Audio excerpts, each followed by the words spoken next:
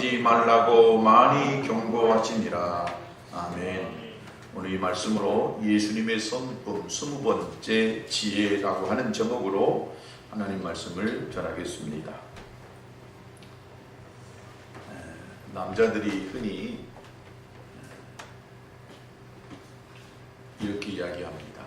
여우 같은 마누라하고는 살아도 곰같이 미련한 마누라하고는 살 수 없다라고 그렇게 이야기합니다. 이 미련함은 상대방을 보통 답답하게 하는 것이 아닙니다. 그래서 우리가 미련 곰탱이라고 그러잖아요. 삶에 지혜가 있어야 주위의 사람들에게 칭찬을 받고 또 유익을 끼칠 수가 있습니다. 직장생활에서도 참 미련하게 보이는 사람들이 있어요. 영리한 것 같은데 굉장히 미련하게 행동하는 사람들이 있어요.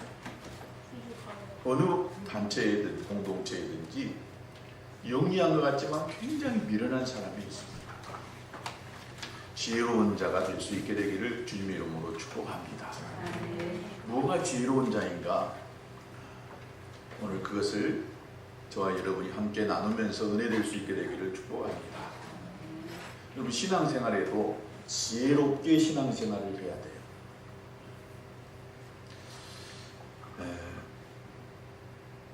우리 노종래 집사님이 누구 이름을 거론해서 참 미안합니다만 사람이 볼 때는 참 미련한 것 같지만 굉장히 영리하게 신앙생활을 하세요.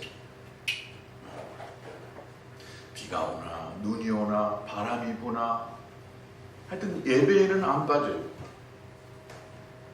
수요일 예배 우리 금요 기도할 때 금요 기도에도 깜빡 잊어가지고 어쩌다 한번 1년에 한 번 정도는 수요일인지 몰라서 수요일 날 안 나온 적이 있어요. 그런 것 빼고는 제가 볼 때는 하여튼 금요 기도회까지 안 빠지고 오죠. 또 토요일 날이면 변함없이 하여튼 와서 예배당 청소하는 영리하게 신앙생활 하시더라고요. 굉장히 영리하게 신앙생활 하세요. 사람이 볼 때하고 하나님이 보실 때하고 목사의 눈에 볼 때하고 달라요. 이렇게 영리하게 신앙생활 하면은요, 하나님이 기억하시고 복을 주십니다. 어떤 복을 주시냐? 많은 복을 참 누리고 있는 것 같아요. 우리 노 집사님이. 우리 근원교회의 첫 번째 전도 열매가 있어요. 저 집사님 두 번째가 아마 될 거예요. 우리 여기 아시는 분 딱 우리 권사님 한 분밖에 없는 것 같아요. 근데 그 집사님이 지금 부산으로 가서 살고 계시는데 참 신앙생활 어려운 가운데에 우리에게 기쁨이 되는 그런 집사님이셨어요. 처음 우리 교회 와서 사모님이 처음 복음 전해서 예수님 믿게 하고 그리고 신앙생활을 참 열심히 잘했던 집사님인데 갑자기 어젯밤에 전화 와가지고 우리 노 집사님에게 돈을 좀 주고 싶다고 동그라미가 7개짜리를 보내버렸어요. 깜짝 놀랐어요. 저도. 우리 모두 다 깜짝 놀랐어요.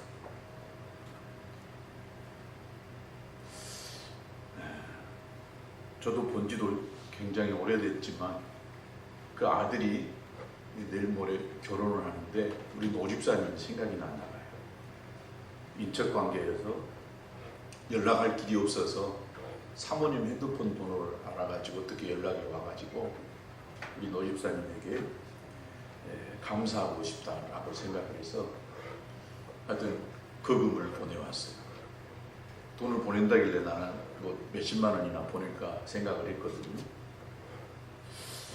그래서 제가 어젯밤에 참 그 소식을 듣고 야, 그래, 신앙생활 영리하게 하니까 하나님이 알아주시고 복을 주시구나.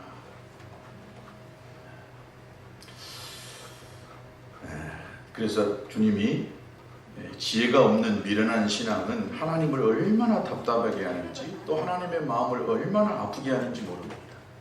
미련하게 신앙생활하지 말고 영리하게 신앙생활하는 그래서 하나님은 뱀같이 지혜롭고 비둘기같이 순결하라 이렇게 말씀했습니다. 우리 모두가 다 뱀같이 지혜로운 자가 될 수 있게 되기를 주님의 이름으로 축복합니다. 우리 인생을 살아가는 데 있어서 꼭 소유해야 될 것이 두 가지가 있다라고 어떤 책에 보니까 기록되어져 있더라고요. 그 두 가지가 첫 번째는 나침판이고 두 번째는 지도라고 하는 것입니다. 이거 상징적인 의미가 있습니다. 우리가 알다시피 나침반은 방향을 가르쳐 주는 것입니다. 방향. 지금 내가 어디를 향해서 가고 있는가를 가르쳐 주는 것이, 방향을 제시해 주는 것이 나침반이고, 지도는 우리가 가야 할 길을 구체적으로 보여주는 것이 지도입니다. 그런데 문제는 나침반은 어디에서든지 딱 놓으면은 그 방향을 정확하게 북쪽이 어디냐 남쪽이 어디냐를 가르쳐 줘요. 반면에 이 지도는 수시로 변하는 것을 볼 수가 있어요. 여러분 차에 내비게이션이 다 있잖아요. 근데 이 내비게이션은 수시로 업데이트를 해줘야 돼요. 오래전에 제가 업데이트를 자주 하지만 저기 경기도 어느 지방에 올라가다가 제가 고속도로 막혀서 국도로 이렇게 갔습니다. 가다 보니까 새로운 길이 있더라고요. 근데 내 내비게이션은 그 길이 논 한가운데로 지금 차가 달려가고 있는 거예요. 길이 새로 생겼는데 이 내비게이션이 업데이트를 하지 못하다 보니까 차는 지금 길 한가운데로 가는 걸로 나타나더라고요. 우리 교회도 옛날에 길이 없었는데 아직도 보니까 길이 반 정도 나 있게 이렇게 지도가 나오더라고요. 아파트가 생기고 지하도가 생기고 고가도로가 생기는 이런 것들이 계속해서 되다 보니까 지도는 늘 바뀔 수밖에 없는 것입니다. 바꾸지 않으면 지도를 맨날 가지고 있다가는 길을 제대로 찾아갈 수가 없게 되는 것입니다.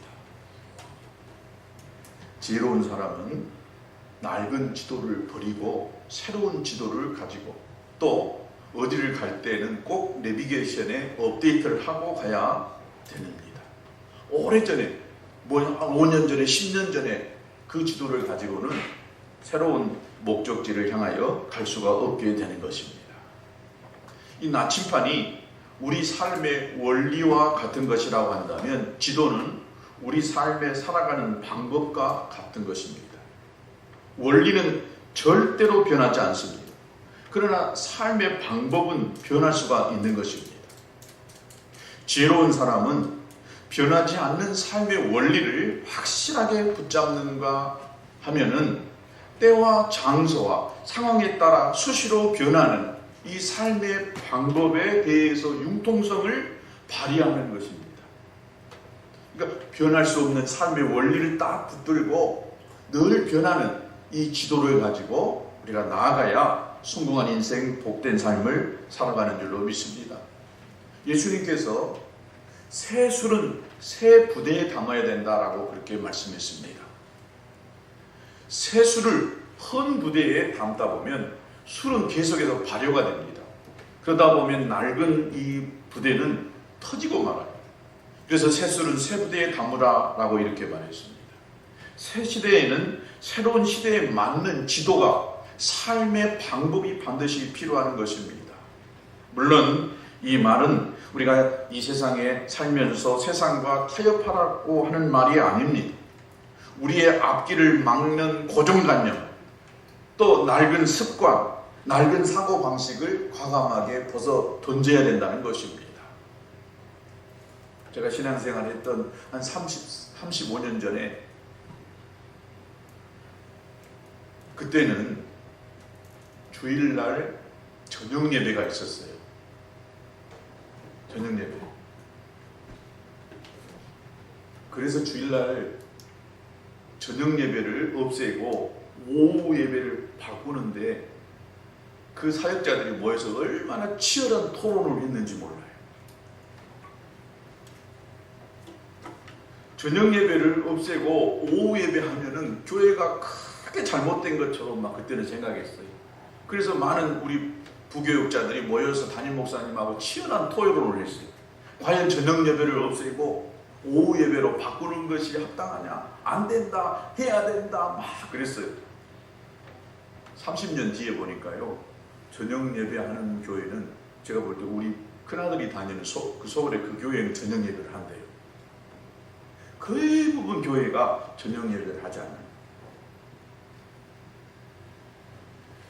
그때는 교회가 엄청 타락인 것처럼 생각했어요. 편리하게 어떻게 저녁 예배 하지 않고 주일날 오전 예배 드리고 또 밥 먹고 또 금방 예배하냐고. 지금 저녁 예배 드리는 교회는 내가 볼 때는 10개 중에 한 교회에 있을까 말까 하지 대부분 저녁 예배를 하지 않습니다. 그러면 이 방법이 잘못됐느냐? 아닙니다. 시대에 따라서 얼마든지 그 상황과 또 환경에 따라 정말 절대적인 진리가 아닌 것들은 바꿀 수가 있는 것입니다. 예수님은 항상 과거보다는 현재를 중요시 여겼고 현재보다는 미래를 더 중요하게 여기셨습니다. 오늘 본문이 그런 내용입니다. 그런데 당시에 아주 종교적 신앙생활을 했던 바리새인들, 이 사람들은 위선적인 사람들이었어요. 얼마나 종교적 열심히 있었는지 모릅니다. 근데 이들은 좀 예수님 생각과는 달랐어요. 항상 과거 지향적 사람이었습니다. 그러니까 과거의 율법에 전통에 매여 있었던 사람입니다. 이들은 항상 옛날 이야기, 옛날에는 우리가 어쨌다, 나때가 뭔 말이냐, 나때에는 어쨌다, 과거에는 어쨌다, 자꾸 옛날 이야기에 전통에 매여있는 신앙생활을 했던 사람들이 바리새인들이었습니다. 그래서 그 전통에 어긋난 일을 하는 사람들은 여지없이 판단하고 정죄해버렸습니다. 예수님께서 안식일에 밀 이삭을 잘라먹는 이 제자들을 보고 바리새인들이 예수님께 항의합니다. 도대체 당신의 제자들은 어떤 사람이길래 안식일에 밀밭에 가서 거기서 이삭을 잘라서 먹냐라고 예수님께 막 항의를 했습니다. 그리고 안식일 날에 예수님께서 손 마른 사람, 손이 말랐어요. 이상한 병이 걸린 사람을 예수님이 고쳐주셨어요. 이 꼴을 못 보고 안식일에는 아무것도 하지 않아야 되는데 예수님이 지금 엄청난 안식일을 범한 죄를 저질렀다라고 하는 것입니다. 그래가지고 바리새인들이 헤롯 왕과 결탁해가지고 예수님을 죽이려고 음모를 꾸몄습니다. 자기들의 신앙 관점에서 볼 때는 예수님이 너무 타락해버린 거예요. 너무 잘못 나가버린 거예요. 그래서 저 사람 그대로 놔뒀다가는 큰일 나겠다.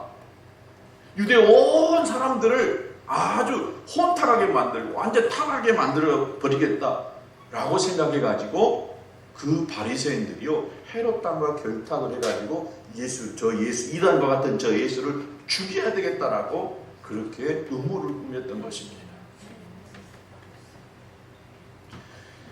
제가 또 어렸을 때 제가 신앙생활 할 때에는 주일날에는요 절대로 뭘 사 먹지 못하겠어요.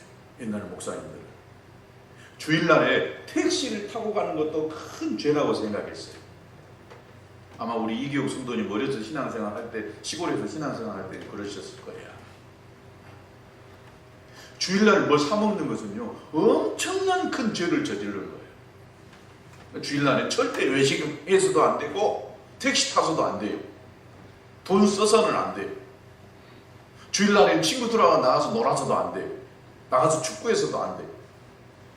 이것이 불과 40-50년 전에 한국 교회의 전통이었습니다. 그러나 지금은 어떻습니까? 이 전통은 변했어요. 이 전통을 고집스럽게 지키고 있는 그런 사람들은요, 그런 교회들은 이 지금 상황에서 사람들이 나가려고 하지 않을 것입니다. 바로 이 바리새인들이 예수님을 향하여서 고집스럽게 자기들이 가지고 있었던 그 전통, 하나님의 말씀이 꼭 그것을 가르치고 있지는 않은데 전통에 의해서 틀렸다라고 생각하니까 나중에는 예수님을 죽여버려야 되겠다라고까지 이르게 되는 무서운 죄악을 저지르는 신앙의 미련함을 가지고 살아가는 그런 삶의 모습을 가지고 있었던 것을 볼 수가 있습니다. 이런 상황에서 예수님이 어떻게 지혜롭게 그 위기들을 넘겼는지를 같이 살펴보려고 합니다. 예수님이 어떻게 하셨느냐? 오늘 본문 7절에 보니까 예수님께서 제자들과 함께 바다로 물러가셨다라고 했습니다. 그래서 갈릴리에서 큰 무리가 따랐다라고 이야기합니다. 예수님께 더 이상 회당에서 하나님의 말씀을 가르칠 수가 없었어요. 그래서 예수님이 제자들을 이끌고 회당을 나와가지고 바닷가로 가십니다. 예수님은 얼마든지 회당에 앉아가지고 종교적 열심히 있었던 바리새인들과 함께 신랄한 토론을 할 수가 있었을 거예요. 예수님은 하나님의 아들이셨잖아요. 하나님이셨잖아요. 율법을 만드신 분이셨잖아요. 그러니까 얼마든지 바리새인들과 피터기는 전쟁을 하면서 토론하면서 네가 옳다, 네가 틀렸다라고 이렇게 할 수가 있으셨을 것입니다. 근데 예수님은 어떻게 하셨다고요? 그렇게 하지 않으셨어요. 회당을 떠나버렸던 제자들과 함께 바닷가로 가버렸다는 것입니다. 여기서 예수님의 지혜를 배울 수 있는 것입니다. 예수님께서는 때때로 회개하지 않는 사람들을 보면서 안타까워하시고 불의를 저지르는 사람들을 보면서 분노도 하시고 믿음이 약한 제자들을 보고 책망도 하셨습니다. 하지만 예수님께서는 때때로 이 바리새인들의 음모를 알면서도 침묵하시기도 하고 또 그들과 함께 있었던 자리를 조용히 떠나서 다른 데로 갔던 것을 볼 수가 있습니다. 이것이 예수님의 물러섬의 지혜인 줄로 믿습니다. 물론 우리의 믿음이 뒤로 물러서라는 것이 아닙니다. 불의와 타협하라는 그런 말이 아닙니다. 죄와는 피 흘리기까지 싸워야죠. 그러나 때때로 주님처럼 있는 자리에서 조용히 물러나는 이 지혜가 필요한 것입니다. 비록 상황이 어렵고 상대방이 힘들게 한다 할지라도 그 상황을 조금 떠나는, 한 발짝 뒤로 물러나는, 인내하면서 조용하게 간조하는 자세가 필요하다는 것입니다. 이것이 지혜인 줄로 믿습니다. 집에서 남편이요 막 화가 막 굉장히 차올랐어요. 밖에서 무슨 일이 있었는지 집에 들어오자마자 방문을 걷어차고 그냥 막 화를 내면서 안절부절해요. 이럴 때 어떻게 해야 되겠어요? 지혜로운 아내 같으면 당신 뭔 일 있어? 하고 들이받는 것이 아니라 그 마음을 위로해 주는 사람이 지혜로운 아내인 줄로 믿습니다. 아이들이 밖에서 싸웠는지 막 화가 막 엄청 났어요. 그런데 그 화난 아이를 보고 엄마가 괜히 막 야단을 쳐버리면 그 아이는 금방 울어버리고 말아요. 화가 났을 때는 그 화난 마음과 같이 이렇게 부딪힐 것이 아니라 좀 여유 있게 떨어져서 조용하게 관찰해보고 마음을 다운시킬 수 있는 그런 여유를 갖는 것이 무엇보다도 필요한 줄로 믿습니다. 어느 날 어떤 도시에 이 대형 덤프 트럭이 길을 가다가 그만 이 지하로의 입구에 그냥 확 바퀴가 박혀버렸어요. 너무 이 차가 크다 보니까 주위에 이 끌어낼 크레인이 없어가지고 안절부절합니다. 사람이 다 동원해서도 안 되고 뭐 별 장비를 써도 그 대형 이 바퀴가 트럭 바퀴가 이 구멍에 박혀 있는 그것을 빼낼 수가 없는 거예요. 차는 막 밀려 있고 사람들은 와 있어요. 근데 지나가는 어떤 아이가 그 트럭 운전사에게 아저씨, 내가 저 차 빼낼 수 있는 방법 가르쳐 드릴까요? 그렇지 않아도 화가 나 있는데 이 꼬마가 자기가 빼낼 수 있는 방법을 가르쳐 준다니까 야, 이 꼬마야 빨리 가라 이러시. 그래서 막 야단을 치는 거예요. 아저씨, 내가 저 트럭이 빼줄 수 있는 거 가르쳐 줄게요.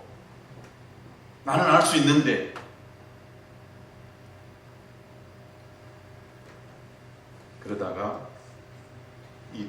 운전사에게 신경질 부리는 그 운전사에게 됐다 꼬마야 저리 가라.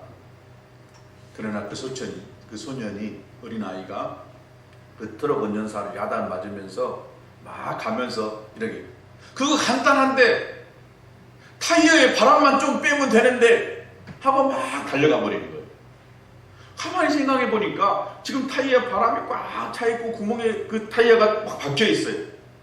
바람을 빼면 그 타이어가 거기서 나올 수 있다는 생각이 드는 거예요. 그래서 바람을 좀 뺐어요. 그랬더니 시동 걸고 뒤로 뺐더니 박혀 있는 타이어가 쑥 빠지더라는 거예요. 그럼 바람을 빼면 돼요.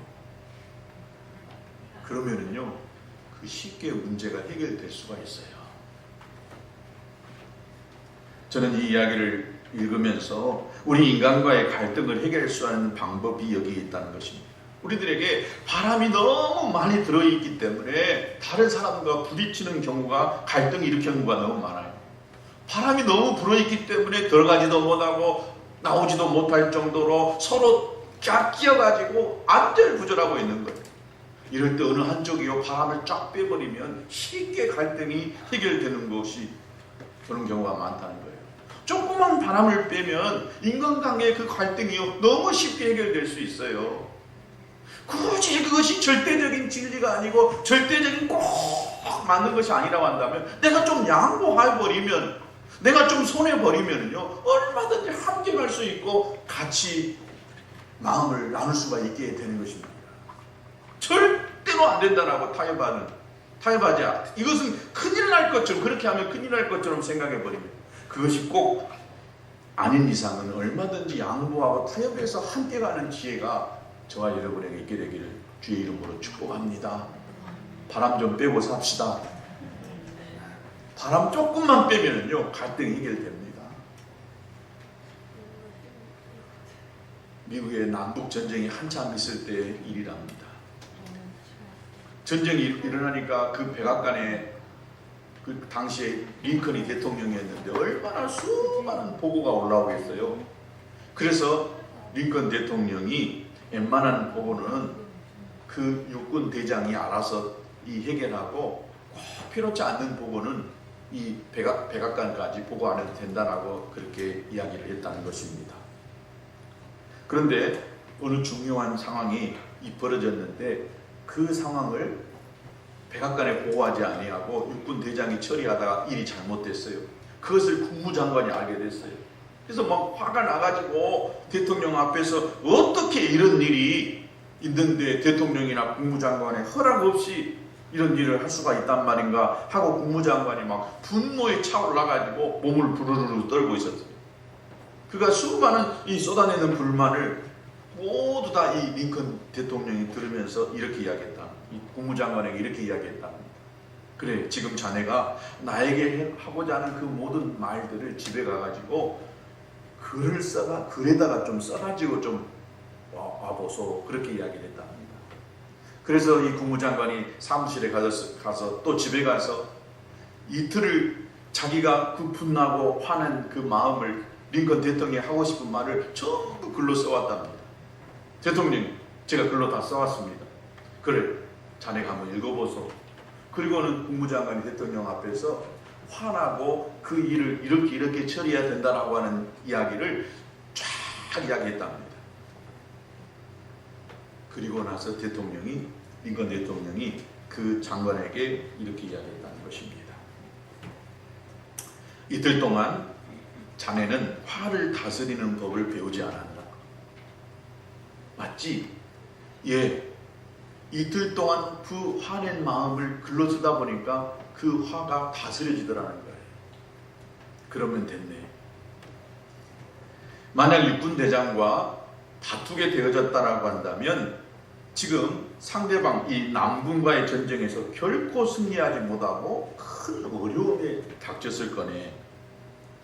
그러면서 링컨은 지금 우리의 적군이 누구고 우리의 아군이 누군지 분명하게 알고 육군 대장은 우리 아군이네. 우리 같은 편이야. 우리가 싸워야 될 사람은 저 남군이지 우리 육군 대장이 아니다.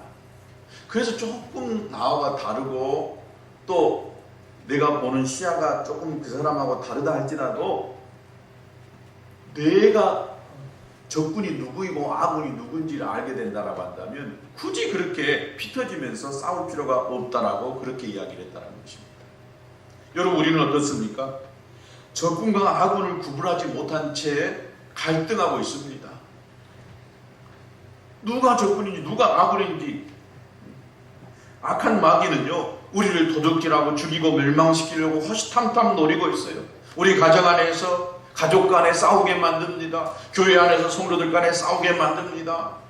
또 나라 안에서 국민들 간에 서로 갈등하고 싸우게 만듭니다.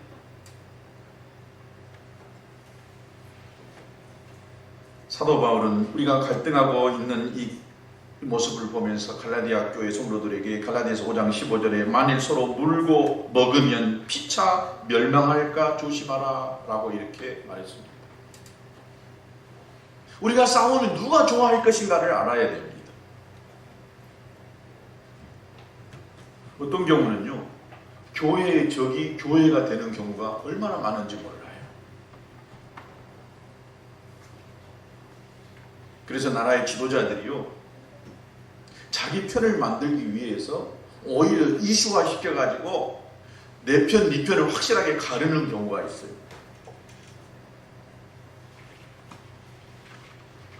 여러분, 국가대항전, 한일 축구하면은 우리는 피 터지게 어디를 응원해야 합니까?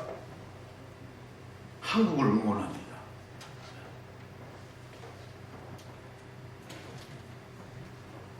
그래서요, 어떤 운동 경기를 통해서 결속시킨다는 그런 이야기들이 있습니다. 시편 4편 4절에도 너희는 떨며 범죄하지 말지어다. 자리에 누워 심중에 말하고 잠잠할지어다. 억울하다, 왜 참아야 하느냐, 이런 법이 세상에 어디 있느냐고 야단 법석을 떨며 범죄하지 말라는 것입니다. 이럴 때 오히려 조금 더 떨어져 가지고 침대에 누워 가지고 잠잠하게 그 상황을 좀 볼 필요가 있다는 거예요. 그래서요, 때로는요, 여러분, 집을 좀 떠날 필요가 있어요. 여행을 가보면 지나온 자기 삶의 모습이 보여요. 현재의 모습이 보여요. 그리고 앞으로 내가 이렇게 어떻게 살아야 되겠다라고 하는 생각을 갖습니다. 그래서 많은 사람들이 어떤 답답하고 앞이 안 보이고 그러면은 여행을 간다잖아요. 좀 그 상황을 벗어나 보면 그 상황에 이 문제가 무엇인지, 현재 무엇이 어디가 막혀 있는지 이것들이 보이는 거예요. 너무 거기에 몰두하다 보면 주위가 안 보여요. 옆이 안 보여요. 그래서 조금 더 여유 있게 멀리 떨어져서 그 상황을 볼 필요가 있는 것입니다. 예수님이 지금 바리새인이 막 들고 일어나가지고 예수님을 쳐 죽이려고 하니까 그 바리새인들과 같이 피 터지는 토론을 하는 것이 아니라 그냥 거기서 떠나버렸어요. 이것이 예수님에게 있었던 지혜인 줄로 믿습니다. 저와 여러분에게 이런 물러남의 지혜가 있게 되기를 주님의 이름으로 축복합니다. 두 번째는 예수님에게는요, 사명 감당할 수 있는 자기가 무슨 사명이 있는지 아는 지혜가 있었던 것을 볼 수가 있습니다. 오늘 7절부터 10절에 보면 거기에 이 반복되어지는 몇 단어가 있는데, 이 단어는 큰 무리, 또 많은 무리, 많은 사람들, 이런 이야기들이 나오는 것을 볼 수가 있습니다. 이 바리새인들을 피해가지고 제자들과 함께 갈릴리 바다로 물러가셨어요. 근데 예수님 곁에 수많은 사람들이 또 따라다녀요. 거기를 좀 해당을 피해서 갈릴리로 가가지고 거기서 제자들과 함께 있고 싶어 했는데 많은 사람들이 예수님을 쫓아다니는 거예요. 쫓아다니는 이유가 뭐였느냐? 예수님이 대단해서라기보다도 자기 문제들을 좀 해결받고 싶었어요. 육체의 질병을 고침받고 싶었던 거예요. 10절에 보니까 이는 많은 사람을 고쳤으므로 병으로 고생하는 자들이 예수를 만지고자 하여 몰려왔다. 지금 예수님의 소문이 이스라엘 온 땅에 퍼졌어요. 예수님이 대단한 능력이 있어가지고 병을 고친다더라 라고 생각하니까 병자들은 하여튼 예수님 만나고자 쫓아왔던 것을 볼 수가 있습니다. 그럴 때 예수님은 어떻게 하셨느냐?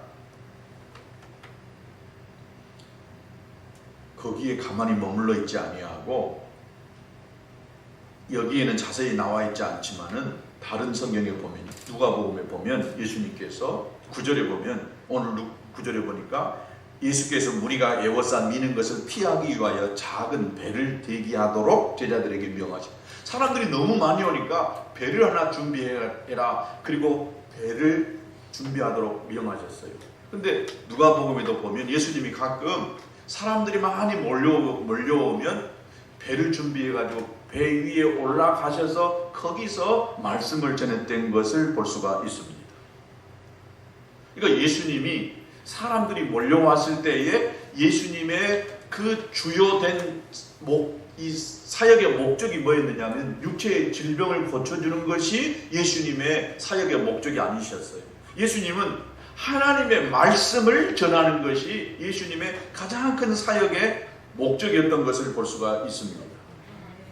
말씀을 전하는 것, 병을 고쳐주는 것은요, 그 병을 고치면 다시는 그 병을 안 고쳐주냐, 안 걸리냐, 아니에요. 병 때문에 죽지도 않고 영원히 사냐, 아니에요. 인간은 어쩔 수 없이 죽을 수밖에 없는 죄인입니다.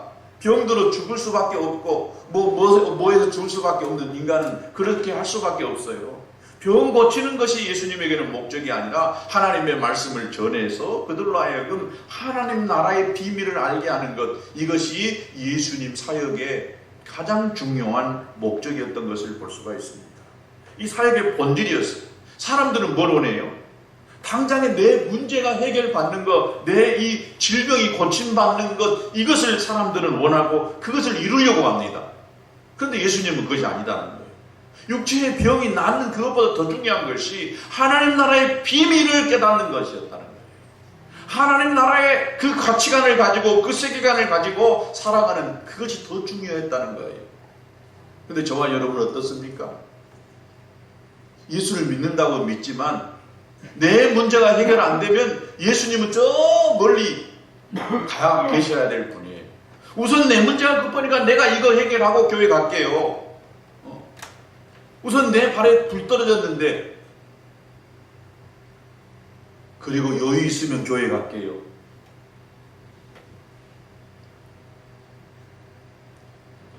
진짜 중요한 것이 잘 모르니까, 가치관이 무엇이 더 가치 있는지 잘 모르니까 내 눈앞에 있는 그것을 붙들고 거기에다가 몰두하려고 한다는 거예요.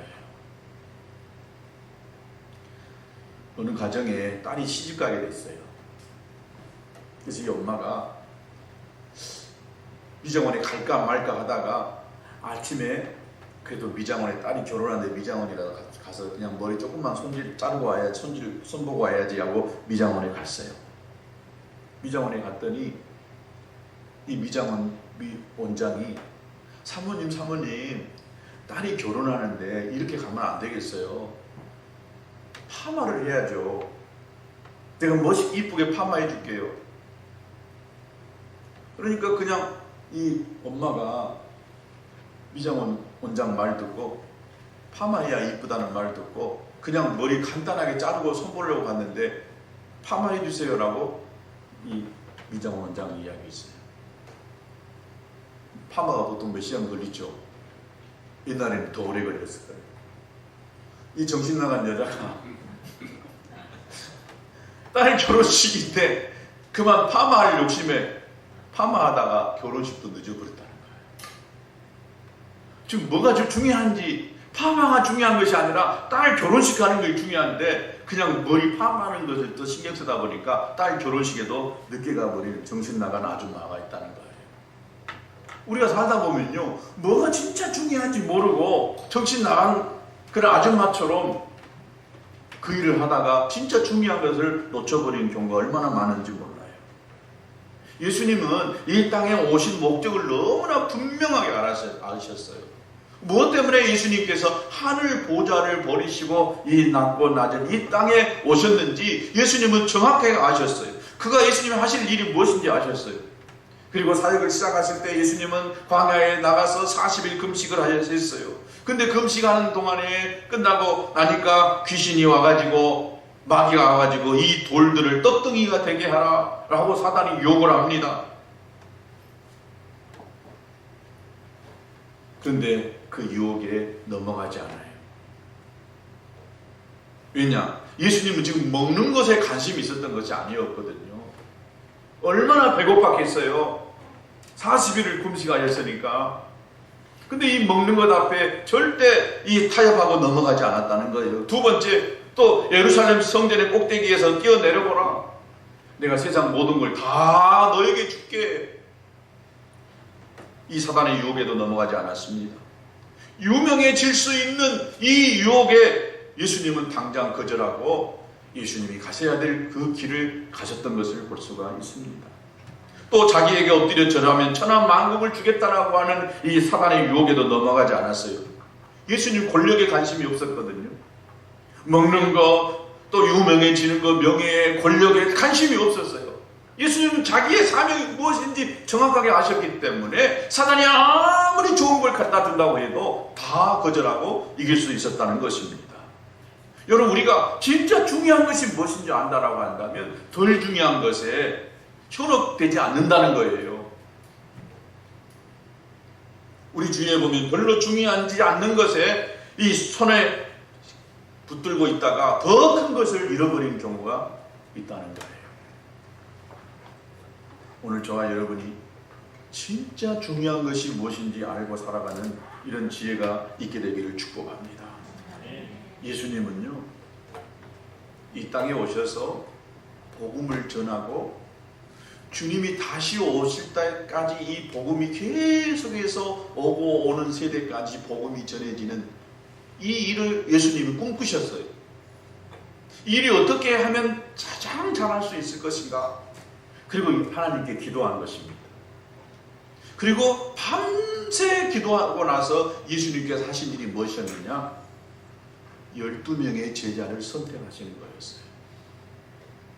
기도하고 나니까 하나님으로부터 받은 감동이 제자의 양육에 집중해라. 12명의 제자에게 집중해라. 예수님의 그 말씀 한마디에 5,000명이 회개하고 돌아오는 이런 역사들이 일어나는 대단한 이 설교에 탁월한 분이셨어요. 그런데 많은 군중들을 모아놓고 설교하시는 것이 아니라 예수님은요, 12명의 제자를 선택하고 그들과 함께 먹고 하나님 나라의 비밀을 전했어요.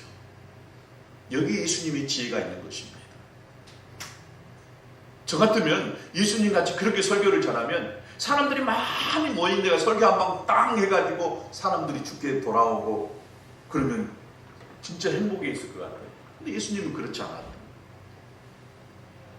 12명의 제자를 선택하고 집중해서 교육하고 훈련해서 이들이 교회의 기초가 되기, 이들이 예수님이 없이 성령 받고 나서 이들이 복음을 들고 흩어져 가지고 또 교회를 세우고 그들이 가르친 사람이, 그들이 전한 사람이 또다시 가서 교회를 세우는 이런 비전을 예수님께서 가지고 계셨던 것입니다.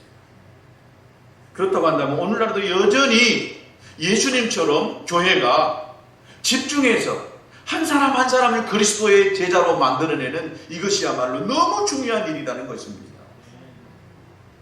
여러분, 100명이 있으면 뭐하고 1000명이 있으면 뭐하겠어요? 바람만 훅 불어버리면 다 날아가 버린다면 의미가 없습니다. 단 한 사람이 있더라도 분명하게 반사과 같은, 베드로와 같은 사람이 있다라고 한다면 그런 사람을 만들어야 된다라고 하는 것을 주님이 우리에게 보여주신 것입니다. 이 코로나 때문에 얼마나 많은 사람들이 교회를 부인하고 떠나갑니까? 저는 기도하면서 노아의 때에 8명만 구원받은 이 마지막 때에 주님이 믿음을 보겠다라고 하시는 그 말씀이 좀 이해가 됩니다. 앞으로 더 많은 어려움이요, 얼마든지 주님 오실 때까지 많이 생기게 될 것입니다. 그러나 얼마나 많은 사람이 믿음에서 떠나는 사람이 있는지 몰라요. 목사라고 안 떠나지 않습니까? 목사도 믿음 떠나고 배반한 사람이 있어요. 장로, 전도사? 옛날에는 그렇지 않을 것 같았지만요, 얼마나 많은 사람들이 믿음을 배반하고 떠난지 몰라요. 확실하게 여기 예수님의 제자처럼 생명 걸고 복음을 지키지 않는다고 한다면 얼마든지 다 떠나갈 수밖에 없어요. 그래서 주님 가신 길은요, 좁은 문이라고 했어요. 좁은 길, 좁은 문, 좁은 길이라고 하셨던 것 같아요. 우리 교회도 과연 몇 명이 남을란가 모르겠어요. 한국교회 1200만에서 지금요 600만 명이라고 이야기합니다. 코로나보다 더한 바이러스가 앞으로 분명히 생길 것입니다. 이보다 더 어려운 상황이 분명히 생길 것입니다. 사단은 끊임없이 우리의 믿음을 떠나게 만들고 이유와 상황이 얼마나 많이 생기게 하는지 몰라요. 그러나 믿음을 굳게 세우지 않으면 세상과 적당히 타협하고 내가 가지고 있는 진리와 지식으로 신앙생활 하려고 한다면 얼마든지 우리도 다 부인하고 떠날 수 있는 사람이 많은지 몰라요.